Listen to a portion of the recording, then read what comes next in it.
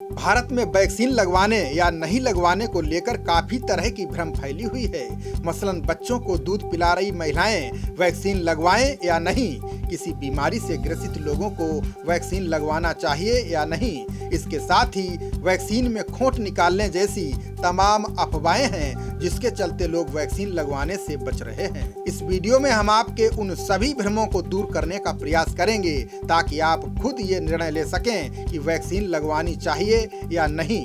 साथ ही दूध पिलाती माँ को वैक्सीन लगवाने से कोई नुकसान होगा या फिर उसे इसका लाभ मिलेगा, इसकी भी जानकारी इस वीडियो के माध्यम से देंगे। तो सबसे पहले जान लेते हैं कि टीकाकरण में भारत कहाँ खड़ा है। भारत अमेरिका के बाद टीकाकरण में दूसरे स्थान पर है।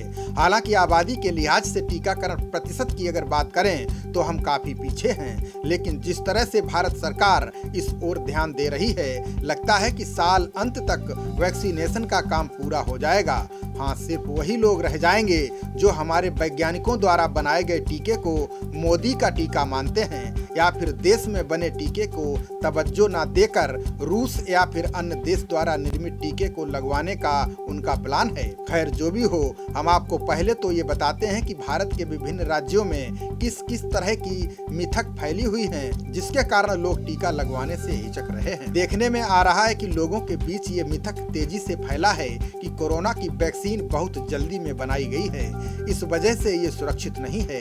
ये बात तो बिल्कुल सच है कि वैक्सीन 1 साल से भी कम समय में विकसित हुई है, पर इसका मतलब ये कतई नहीं है कि वैक्सीन सुरक्षित नहीं है। हम आपको बता दें कि कोरोना की किसी भी वैक्सीन को अप्रूवल देने में नियमों का सख्ती से पालन किया गया है।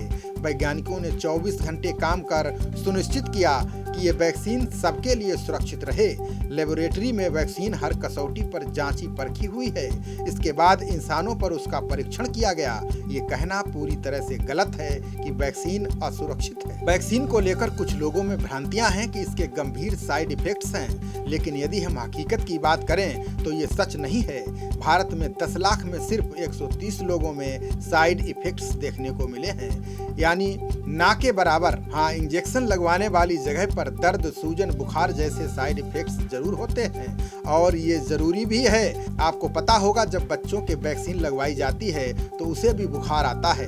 उस समय डॉक्टर तो यहाँ तक कहते हैं कि अगर बच्चे को बुखार नहीं आया तो समझो वैक्सीन ने सही से काम नहीं किया, इसलिए ये जरूरी है।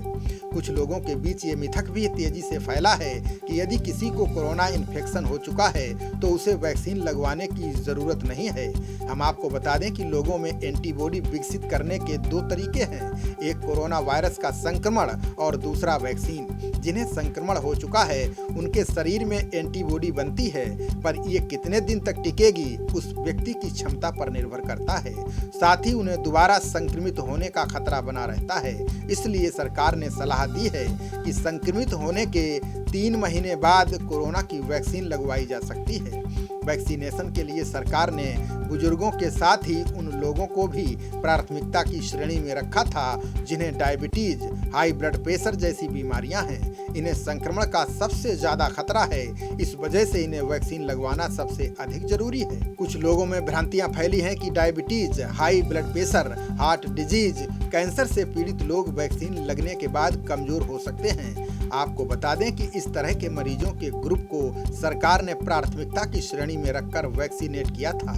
इन लोगों को इन्फेक्शन होने पर गंभीर लक्षण होने की आशंका बढ़ जाती है, इसलिए इन्हें सलाह दी जाती है कि जब भी उपलब्ध हो कोरोना की वैक्सीन जरूर लगवा लें। इसके अलावा एक और अफवाह है कि बच्चों को दूध पिला रही महिलाओं को कोरोना की वैक्सीन नहीं लगवानी चाहिए, क्योंकि इससे उनकी इम्यूनिटी कमजोर हो सकती है, साथ ही बच्चे को भी नुकसान पहुंच सकता है। यहाँ हम आपको बता दें कि शुरुआत में दूध पिला रही महिलाओं को टीकाकरण से बाहर रखा गया था, लेकिन वैज्ञानिकों के द्वारा किए गए अध्ययन के बाद ये साबित हो चुका है कि वैक्सीन महिला और उसके नवजात बच्चे के लिए सुरक्षित है। डिलीवरी के तत्काल बाद वैक्सीन लगवाने से न केवल मां सुरक्षित होती है, बल्कि उसका दूध पीकर एंटीबॉडी बच्चे तक भी पहुंचती है, जो बच्चे को कोरोना से बचाती है। खबरों का सिलसिला जारी रहेगा, देखते रहिए जनप्रवाद। नमस्कार।